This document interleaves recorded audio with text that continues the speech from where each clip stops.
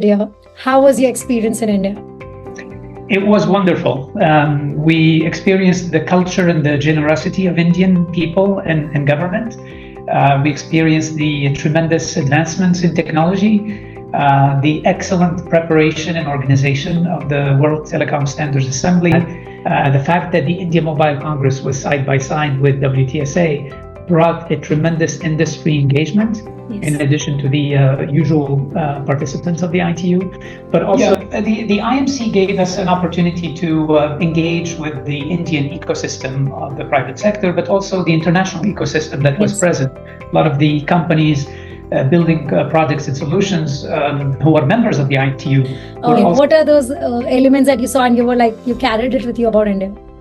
I think the focus on 6G and a lot of the new technology that will enable 6G.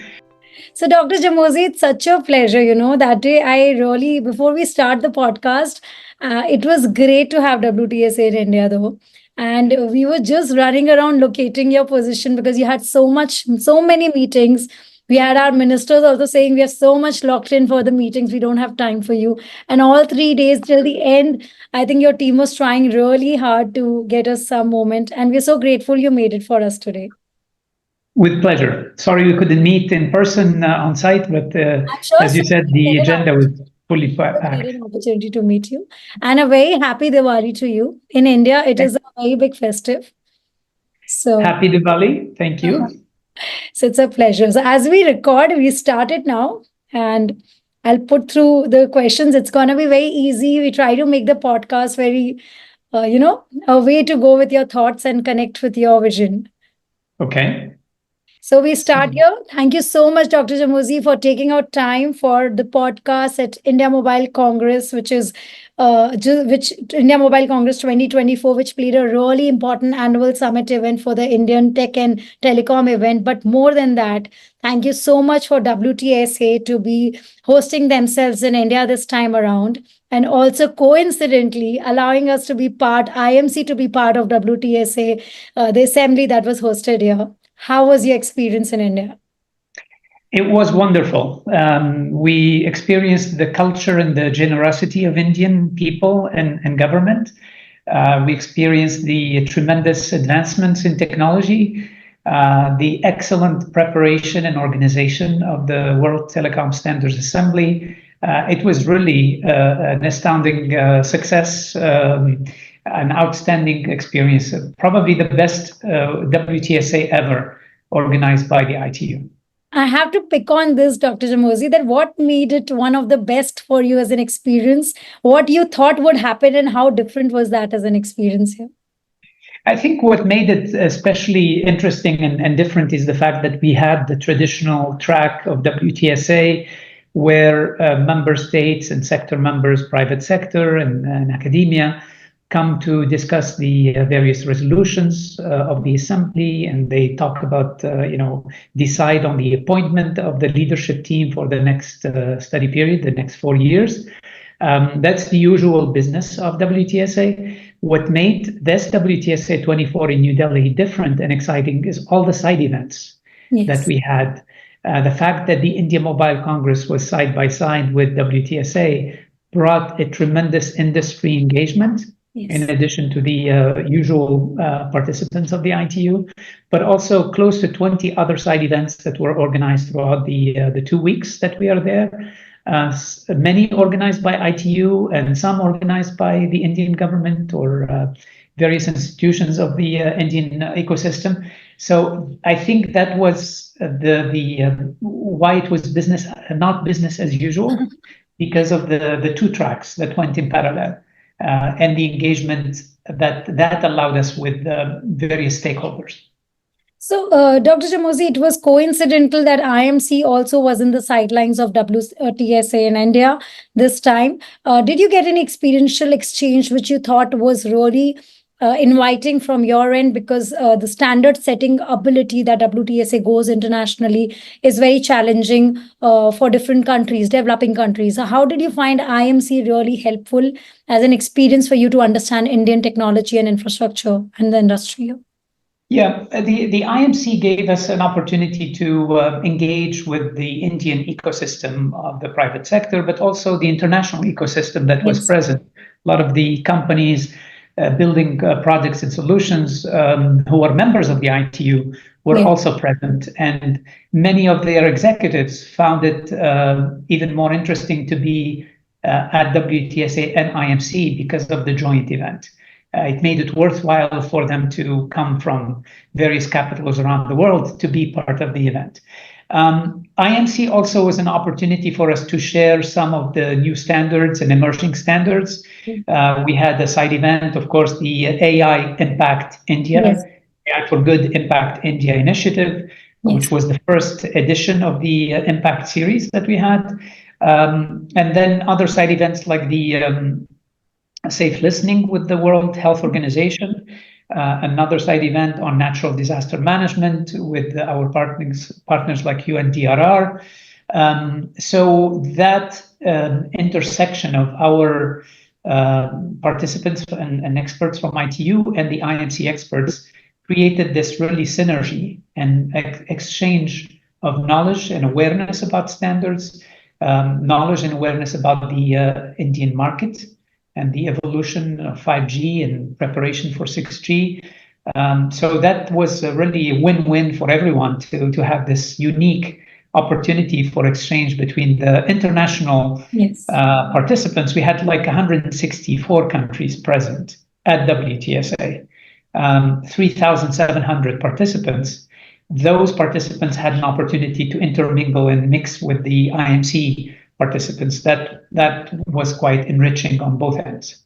Dr. Jamoussi, now as we try our audience to understand how important does it become, it is World Telecom Standard Assembly, how important is standardization for any innovation, growth and development? People want innovation to be free, less checks and bounces. It allows people to innovate. But do you think standards implications and standardization is important, and why? Standards are important because they allow interoperability. They allow scale. Today, 80% of the internet traffic is video. And that video is using an ITU standard called H265, or also known as MPEG. We developed it jointly with ISO and IEC. That could only be possible for us to communicate today, for example, on our podcast, by having a standard. So standards allow the massive scale, connecting close to 9 billion devices for people to communicate. The phone number that we use is an ITU standard, and that allows us to communicate.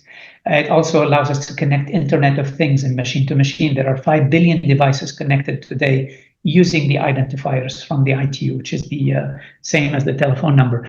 So without standards, it's hard to scale the global connectivity. It's hard to scale the digital transformation solutions that come on top of the infrastructure.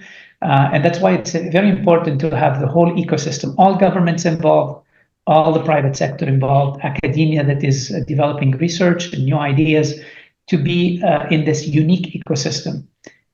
ITU is the only UN agency that is open to the private sector, where we have members of private sector and academia. And it's the only standards development organization that has 194 member states. So that unique ecosystem allows us to develop. In all the countries, primarily, it is more than all the countries 80%. Members of the United Nations are members of the ITU.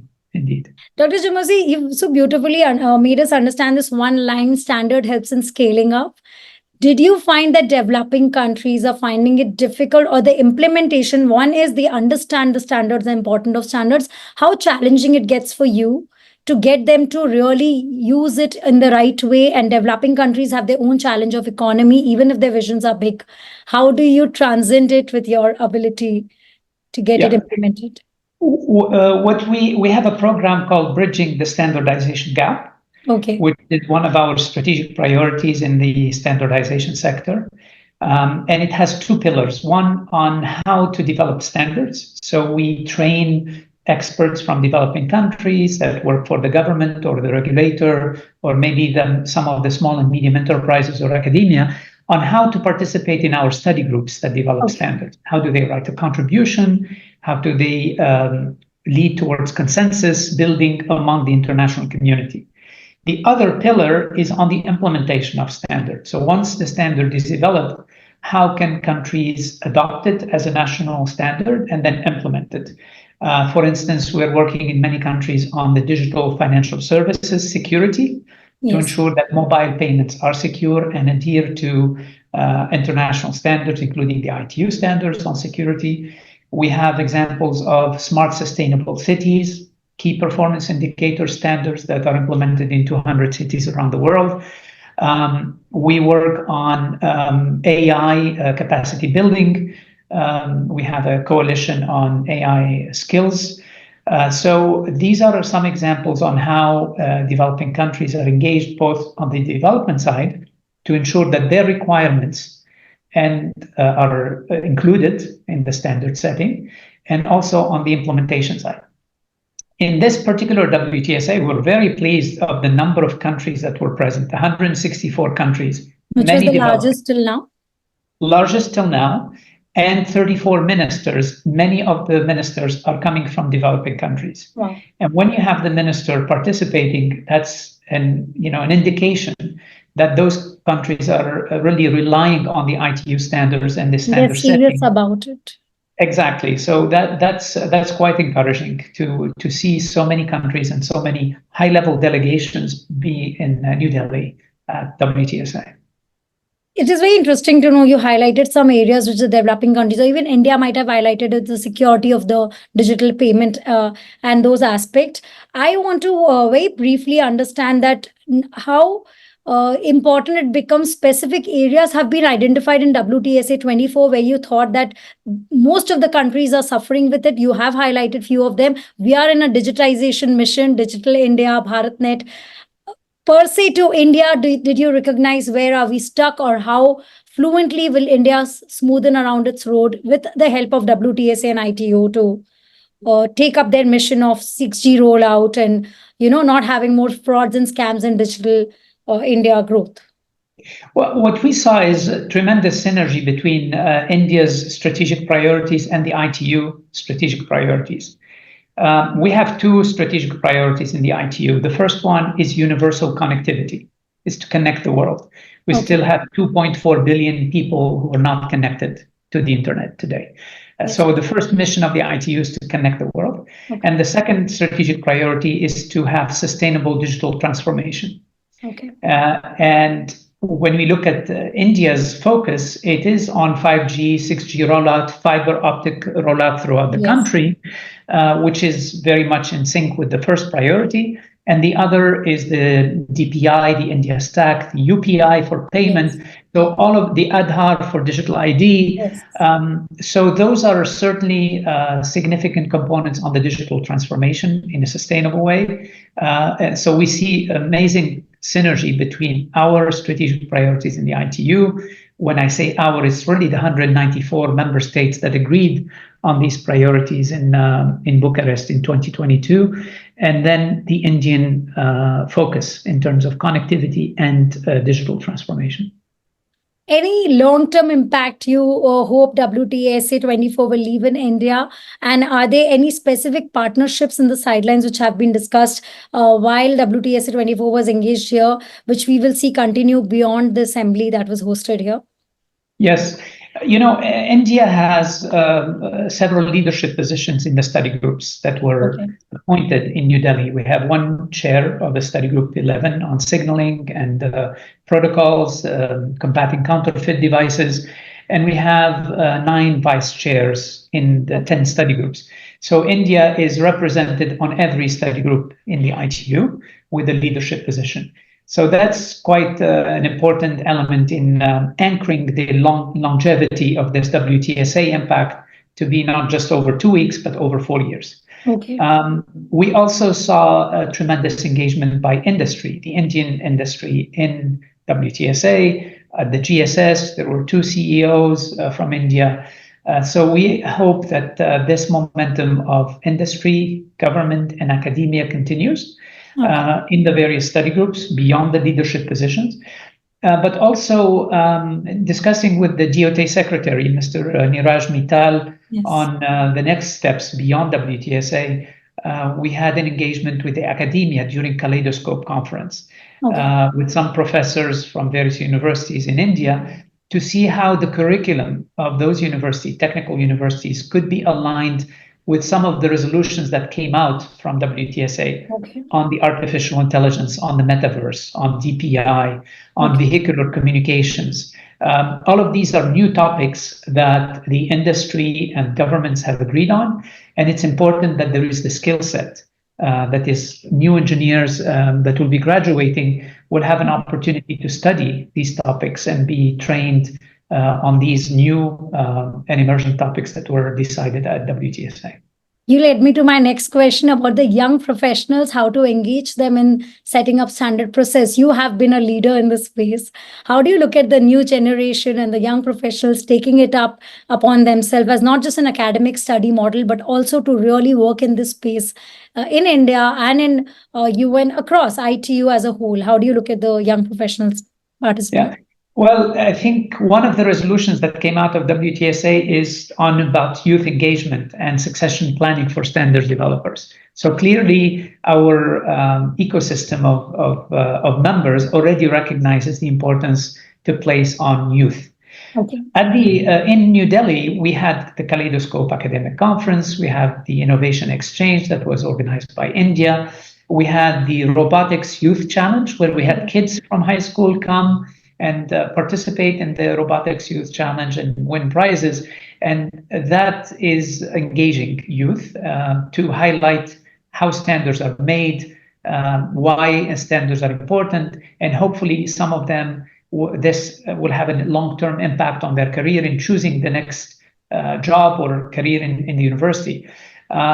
We also had a focus on women. We had a Network of Women event on the 17th to ensure that we have more women in the delegations of various countries. Also in the study groups leadership, we increased the number of women chairs from 2 to 3. We also increased the number of vice chairs of women significantly. We still are behind in terms of parity between men and women participation in standards at the ITU, but we're making slow progress, and we are putting a lot of focus on the importance of parity, which will help us include youth and women in standards development. Dr. Jamoussi, honestly, you have been in the IMC this time and experienced all of India in this 14-day stay. What are the innovations that struck or stays with you even today after 7 days, 8 days we are talking? What are those elements that you saw and you were like, you carried it with you about India? I think the focus on 6G and a lot of the new technology that will enable 6G, a lot of it also is related to using artificial intelligence for network management, orchestration. So I think that's going to be a quite significant development. There was also the new technologies that CDOT has for cell broadcast and emergency communication. That is quite interesting for developing countries to have. As you know, the UN has an early warning for all initiative, and some of the work that's done in India for cell broadcast is an important technology that could help alert populations when there is a natural disaster or any hazards to be alerted and to be targeted to the right population that needs to be evacuated or made aware of the emergency. I have one question which is a little personal, coming from your whole journey, reading about your achievements in your life. You've been a leader in great spaces. Now you're a key figure in ICT industry and holding 22 patents for standards yourself.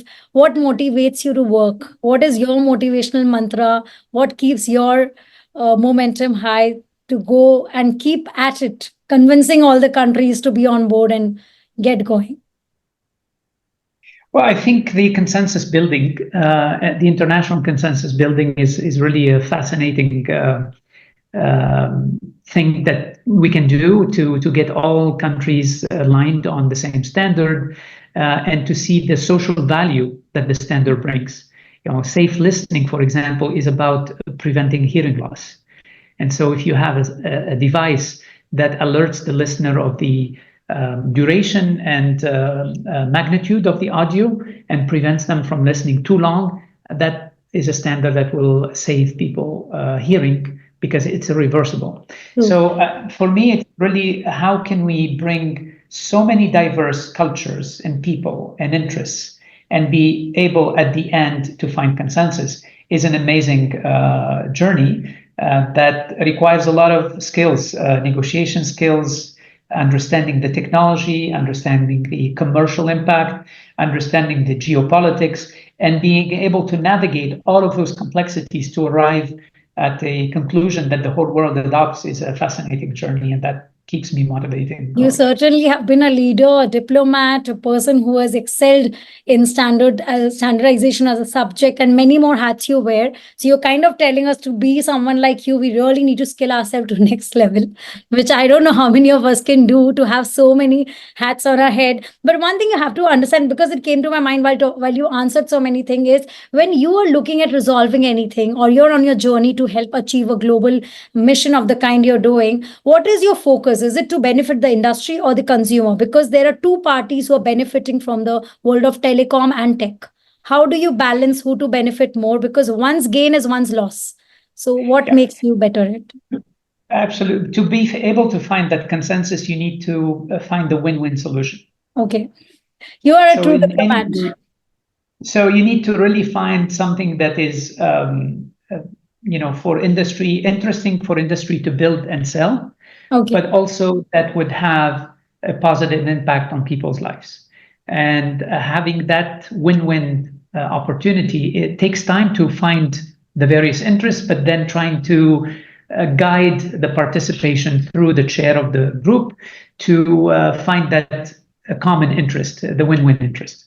But does it come at easy, or have you been in a situation which is a catch-22 situation and the industry always looks at their personal gain? Profit is the most motivating factor and consumers' sustainability aspect. So it's very difficult to balance. Have you ever been in any of the situations where you thought it is? It's certainly not easy when commercial interests are at stake, people's interests and consumer protection are at stake. Sometimes it just takes time. If you don't reach consensus today, then there is tomorrow. Sometimes time is our friend to let the various parties think about it and then come back, because if they don't find consensus today, they might in a few months after thinking about the options of not finding consensus is not good for anyone. So sometimes the positions will get closer with time. This gives me one more quality about you. You're a person who believes in looking for the conclusion rather than running away from it. You have to leave me with some points for youngsters in the next generation. You're bringing the standards in the space which is more closer to us, that is telecom and tech. The whole world you're trying to connect with internet, and we can massively misuse it. We are so addicted to it. What are your few tips to the next generation to hold on and, to go with it smoothly and in the right manner? Diversify your gaming. Don't just play games online, but play with your siblings or your friends, games without technology. Oh my God. Diversification. Yeah. So that way you can have, you can experience both virtual world and physical world, and then you can balance both. Are you a tech person? Are you a telecom person? How are you as a person? How did your journey in life personally grow? I'm a computer engineer by training. Yes. So before being a standards person, I was building products, internet switches, data products, fiber optics, and so on. And then, which are all based on international standards. And that's how we ended up doing standards afterwards. But were you always engaged with fixing things in your childhood days and addicted to that space of tech and telecom? Or what took you to make a distinct space from it? Well, initially, I wanted to be a pilot, like an airplane pilot, when I was really young. But then when I was at the end of high school in Tunisia, the pilot school closed because they didn't need more pilots in the country temporarily. And I ended up having a scholarship to go and study in the US. And I chose computer engineering because at the time, computers in 1985, computers were new and nascent and fascinating. So I thought I wanted to go into computer engineering. That's how I ended up in this field. Had you been a pilot, I think we would have got a great pilot as well. We still have the scope, I wish. But thank you so much, Dr. Jamusi, for helping us understand what are standards, how important it is, and how important it is for the developing countries and India also to align with it, where you kind of said that we have kind of been in synergizing space. Anything you want to leave us with, a thought that you learned from India, any word that really stays with you today? The motto that you have in Indian, one earth, one, how do you say it in Indian? It's One a one earth, earth, one family. one family, exactly. And we really felt tremendous generosity in India. And the fact that every delegate had lunch served every day during the conference was just an amazing experience that everyone cherishes in terms of being able to sample all the spices and all the cuisine from India was so generous and was such a great experience. We have a saying in India, Atiti Devo Bhava, which means guest is our God. So And we felt that. We Yes. felt that, and we thank you very much for the generosity and hospitality. But I really have to say, we have been really lucky this time that you guys chose India, were here, and we could host you decently enough to have a smile on your face and take a lot from your learnings and all that ITU is doing to help the global connectivity become stronger. I think it is not just making us come together, it is making the whole world evolve.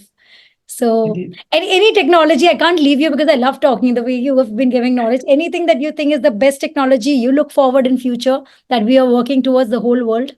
Which is the most look forward technology according to you that has developed so far? I think artificial intelligence is tremendous and is changing the world, and we are developing the standards to make it safe. And the resolution that came out from India is to ensure safety of AI. So that's certainly a top of mind for everyone and certainly one of our priorities. Thank you so much, Dr. Jamosi. It was a pleasure speaking with you and for this brief conversation we had. We hope people can get a lot from this when we put it out and look forward to meeting you in person very soon. Thank you very much. Namaste. Namaste.